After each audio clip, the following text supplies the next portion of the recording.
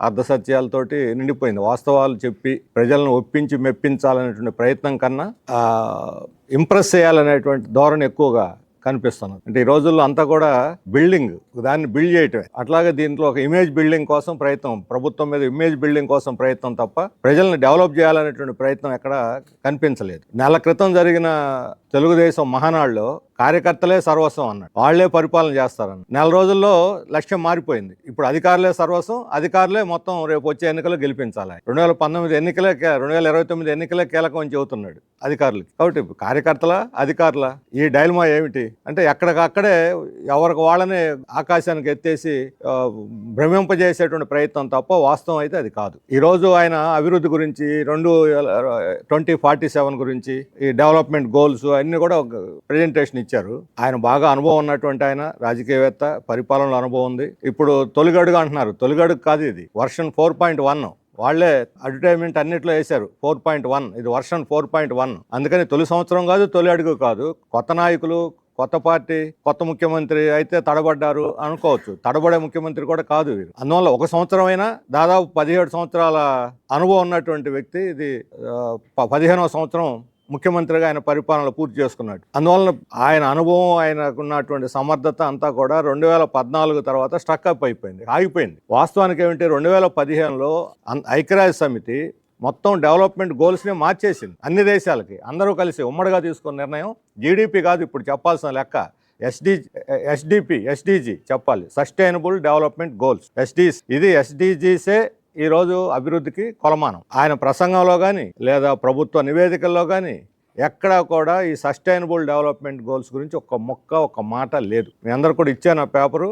17 అంశాలు ఉన్నాయి అందులో, 691 ఇండికేటర్స్ ఉన్నాయి. ఈ ఇండికేటర్స్ మన రాష్ట్రంలో పరిస్థితి ఏమిటి, దేశం పరిస్థితి ఏమిటి? దేశం మొత్తం ప్రపంచంలో మన దేశం 109వ స్థానంలో ఉంది. ఎస్డిసిస్లో ప్రపంచంలో మన దేశం 109వ స్థానంలో ఉంది. మనం సిగ్గుపడాలి. మనం 4వ దేశం అవుతాం, 3వ దేశానికి జంప్ చేయబోతున్నాం. నీతి ఆయోగ్ చెప్పింది, IMF చెప్పింది అని కబుర్లు చెప్పడం కాదు, లేకపోతే 4 ట్రిలియన్ మిలియన్ల డాలర్లు వ్యవస్థలో అడుగు పెడుతున్నాం అని చెప్పడం కాదు. సస్టైనబుల్ డెవలప్మెంట్, సుస్థిర అభివృద్ధి, అభివృద్ధి కాదు సుస్థిర అభివృద్ధి. అభివృద్ధికి సుస్థిర అభివృద్ధికి తేడా ఉంది. ఇదేదో కమ్యూనిస్టుల నినాదం కాదు, సోషలిస్టుల నినాదం కాదు, ఇది ఫక్తు పెట్టుబడిదారి నినాదం సస్టైనబుల్ డెవలప్మెంట్ అని. మరి సస్టైనబుల్ డెవలప్మెంట్ గోల్స్ లో ఒక్కటన్నా మనం అందుకున్నామా? దేశం 109వ స్థానంలో ఉంటే దేశంలో మన స్థానం ఎక్కడుంది? 10వ స్థానంలో ఉంది. 10వ స్థానంలో ఉన్నాం. అంతేకాదు సస్టైనబుల్ డెవలప్మెంట్లోనే కాదు, ఈరోజు చంద్రబాబు నాయుడు గారు టెక్నాలజీ గురించి మాట్లాడుతున్నారు. ఆర్టిఫిషియల్ ఇంటెలిజెన్స్, మన ఈ డీప్ టెక్, క్వాంటమ్ వ్యాలీ, మొత్తం 5-6 రకాల వాటి గురించి మాట్లాడుతూ ఉన్నాం. వాటిలో మన స్థానం ఏమిటి? మన హిందూ ఒక డేటా మొత్తం సేకరించి ఇచ్చారు. దేశమే వెనకబడిపోయింది వీటన్నిటిలో. అమెరికా, చైనాలకి మనకి అసలు చాలా దూరం ఉంటే ఇందులో మనం ఎక్కడున్నాం? క్వాంటమ్ వ్యాలీ అంటే క్వాంటంలో కనీసం సెమీ కండక్టర్ని చేసుకునే పరిస్థితిలో కూడా, తయారు చేసుకునే పరిస్థితిలో కూడా లేవు. 11 ఏళ్ల తర్వాత మోడీ రోజు ఇదే చెబుతుంటాడు. మోడీ గత 3 మాసాల్లో 3 సార్లు మన రాష్ట్రానికి వచ్చి 3 పెద్ద సభల్లో ప్రసంగించాడు. ముచ్చటగా 3 సభలు 3 నెలల్లో మోడీ మాట్లాడాడు. ఒక్కటంటే ఒక్క మాట చెప్పాడా? గట్టి మాట. మనకి గురిజాడ అప్పారావు దీంట్లో ఉంది, ఒట్టి మాటలు కట్టి పెట్టే గట్టి మేలు తలపెట్టవే. ఒట్టి మాటలు, ఓకదంపుడు ఉపన్యాసం తప్ప మోడీ ఈ 3 నెలల 3 సభల్లో జరిగిన వాటిల్లో ఒక్కటంటే ఒక్క గట్టి మాట చెప్పాడా? రాష్ట్ర ప్రజలు గుర్తించుకునేటువంటి మాట ఒక్కటైనా చెప్పాడా? మన రాష్ట్ర ప్రజలు పొంగిపోయే మాట ఒకటైనా చెప్పాడా? రాష్ట్రాభివృద్ధి తోడ్పడే వాగ్దానం ఒకటైనా చేశాడా? చేసిన పనిని తీసేయండి, పోయిన చేయబోయే పనినైనా చెప్పారా? చేసిన పని లేదు, చేయబోయే పని లేదు. పొగుడుకోవటమే ఒకరినొకరు, పరస్పర పొగడ్తలు. నువ్వు అంత గొప్పడు అంటే నీ అసలు అవతార పురుషుల కింద లెక్క. ఆయన ఆకాశానికి ఎత్తారు, ఆయన వేళను ఆకాశానికి ఎత్తున్నారు. పరస్పరం పొగడ్తలను సరిపోయింది. ఏం చేసింది కేంద్రం? మనకి డబుల్ ఇంజన్ సర్కార్ అని చెబుతున్నారు చంద్రబాబు నాయుడు గారు. డబుల్ ఇంజన్ సర్కార్లో ఏం సాధించాం మనం? ఈ సంవత్సర కాలంలో 9,40,40,000 కోట్ల పెట్టుబడులకి MOUలు జరిగినాయని ప్రకటించారు. పెట్టుబడుల కోసం MOUలు బ్రహ్మాండంగా జరిగినాయి. కానీ MOUల్లో ఈ సంవత్సర కాలంలో ఒక్కటంటే ఒకటి రియలైజేషన్లోకి వచ్చిందా? ఒక్కటంటే ఒకటి ఉపాధి కల్పించారా? ఒక్కళ్ళకైనా ఉపాధి అదనం కల్పించారు. ఉన్న వాళ్ళని తీసేశారు. విశాఖ స్టీల్ ప్లాంట్లో అన్యాయంగా 5,000 మందిని తీసేశారు. ఇప్పుడు సచివాలయాల్లో కోత పెట్టారు. మెగా డిఎస్సి 40,000 మంది టీచర్ల ఖాళీలుంటే 5,000 స్కూళ్ళు మూతేసి 16,000 టీచర్లకు కుదించేశారు. మరి దానికి సంగతి ఏంటి? ఎక్కడ ఇప్పుడు 11 మెడికల్ కాలేజీలని ప్రభుత్వ రంగంలో ప్రారంభించిన మెడికల్ కాలేజీల్ని ఇప్పుడు ప్రైవేట్ పరం చేసేస్తున్నారు. పీపీపీ పేరు ప్రైవేట్ పరం చేస్తున్నారు. అంతకుముందు 50% జగన్మోహన్ రెడ్డి 50% ప్రభుత్వ మెడికల్ కాలేజీలు సీట్లు అమ్ముతానంటేనే అంగీకరించలేదు, మేము ప్రజలు కూడా అంగీకరించలేదు. ఇప్పుడు అన్ని సీట్లు ప్రైవేట్ పరం చేసేసారు. మొత్తం ఆస్తి, ప్రజల ఆస్తి, ప్రభుత్వ ఆస్తిని ప్రైవేట్ పరం చేసేస్తా ఉంటాం. మరి ఈ ఏడాది కాలంలో ఏం సాధించారని చెప్పి అడుగుతున్నాను. ఒకటే మేము అడుగుతుంది, గత ప్రభుత్వానికి ఈ ప్రభుత్వానికి ఏమైనా తేడా ఉందా? గత ప్రభుత్వం విద్యుత్ ఛార్జీలు పెంచింది, వీళ్ళు అమలు చేశారు. గత ప్రభుత్వం స్మార్ట్ మీటర్లు పెడతామన్నారు, వీళ్ళు అమలు చేస్తున్నారు.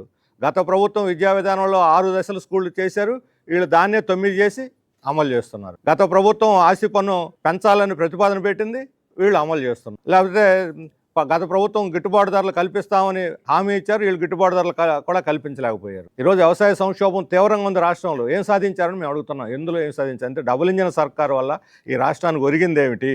ప్రజలకు ఒరిగింది ఏమిటి? రైతులకు గిట్టుబాటు ధర లేదు, చదువుకున్న వాళ్ళకి ఉద్యోగాలు లేవు. చంద్రబాబు నాయుడు గారు చెప్పారు ఆ సంపద పెరిగింది కానీ ఆర్థిక అసమానతలు తీవ్రంగా పెరుగుతున్నాయని, పేదరిక నిర్మూలన జరగలేదు. ఇప్పుడు P4 అంటున్నా, నిన్న కూడా చాలాసేపు చెప్పారు P4 గురించి. ఏమిటి P4? ఈ కార్పొరేట్ కంపెనీలు దయతో పేదరికాన్ని నిర్మూలిస్తాయా? ఎక్కడ జరిగిందా ప్రపంచంలో? అంత దయ ఉంటే కార్పొరేట్ కంపెనీలకి వాళ్ళ దగ్గర పనిచేసేటువంటి కార్మికులకు జీతాలు పెంచమనండి. ప్రభుత్వం మీద ఒక్క రూపాయి కూడా భారం పడదే, ఒక్క రూపాయి కూడా భారం పడదు అదనంగా. ఫ్యాక్టరీల్లో 50 లక్షల మంది పనిచేసే అసంఘటిత కార్మికులు ఈరోజు రాష్ట్రంలో 13 సంవత్సరాల నుంచి కనీస వేతనాలు లేదు, వాళ్ళకి పెరుగుదల లేదు, కనీస వేతనాలు పెరుగుదల లేదు. మరి వాళ్ళకి కనీస వేతనాలు పెంచకుండా ఏ రకంగా అభివృద్ధి జరుగుతుంది? సస్టైనబుల్ డెవలప్మెంట్ ఎలా జరుగుతుంది? పోనీ మీరు అంగన్వాడీలు, ఆశాలు, మిడ్ డే మీల్ ఇటువంటి స్కీమ్ వర్కర్స్ అందరికీ న్యాయం చేస్తా ఉన్నారు, వాళ్ళు ఇప్పుడు ధర్నాలు చేస్తున్నారు. మీరు న్యాయం చేయలేదని ధర్నాలు చేస్తున్నారు. రైతులకి పొగాకు, పత్తి, మిర్చి, కోకో, చెరకు, పాలు, ఈ రైతులు ఎవరు కూడా ఈరోజు గిట్టుబాటు ధరలు లేవు. బయట ఏమో ధరలు పెరిగిపోతున్నాయి, వీళ్ళకి గిట్టుబాటు ధరలు లేవు. ఇప్పుడు పొగాకు ఐటీసీకి గత క్వార్టర్లో 3 మాసాల క్వార్టర్లో, జనవరి మార్చి 3 మాసాల క్వార్టర్లో 4% షేర్ మార్కెట్ వాల్యూ పెరిగింది ఐటీసీ, 4% షేర్ మార్కెట్. మరి అదే ఐటీసీ ఈరోజు పొగాకు కొనకుండా రైతులను దివాళీ ఎత్తిస్తుంది. ప్రభుత్వం ఏమి చేయలేకపోతుంది, కొనిస్తాం తప్ప ఒక్క ఆకు కూడా ఇంతవరకు ప్రైవేట్ కంపెనీ చేత కొనిట్ల. సగం వర్జీనియా పొగాకు అయితే వచ్చిన వాటిలో సగం బేళ్లు మళ్ళీ రిటర్న్ పంపించేస్తున్నారు, కొనకుండా రిటర్న్ వెనక్కి తీసుకెళ్ళమంట. మరి ఏ రకంగా ఇది? ఇప్పుడు విశాఖ ఉక్కు గురించి అసలు ప్రస్తావనే లేదు. ఫ్యాక్టరీ గురించి 11,440 కోట్లు ఇప్పించాను ఘనంగా చెబుతున్నారు. 1,534 కోట్లే ఫ్యాక్టరీకి దక్కింది. 11,440 కోట్లలో 1,534 కోట్లు మాత్రమే ఫ్యాక్టరీకి దక్కినాయి. ఈ 1,534 కోట్లలో కూడా జీతాలు ఇవ్వకూడదు, ముడి సరుకు కొనకూడదు, యంత్రాల మీద ఖర్చు పెట్టాలి. ఇంక దేనికి ఖర్చు పెట్టాలా? మురికి కాలువలు తవ్వటానికి ఖర్చు పెట్టాలా? లేదా గార్డెన్లు పెంచడానికి ఖర్చు పెట్టాలా? ఉత్పత్తి ఖర్చు పెట్టకుండా ఎందుకు ఇచ్చినట్టు ఈ షరతులు పెట్టి? అంటే దాన్ని మూసేయటానికే కదా, ప్రైవేటీకరణ చేయడానికే కదా. అందువల్ల మొత్తం ఈ డెవలప్మెంటల్ నినాదం వాళ్ళు చెప్పినటువంటిది అంతా కూడా అది సస్టైనబుల్ డెవలప్మెంట్ అనే దానికి ఆమడ దూరంలో ఉంది. ఇప్పుడు ఎడ్యుకేషన్లో వాళ్ళు ఫీజు రీయింబర్స్మెంట్ ఇవ్వలేదు. ఇప్పుడు తల్లికి వందనం చూస్తే ప్రతి ఊరి నుంచి తల్లికి వందనం ఫిర్యాదులు వస్తున్నాయి.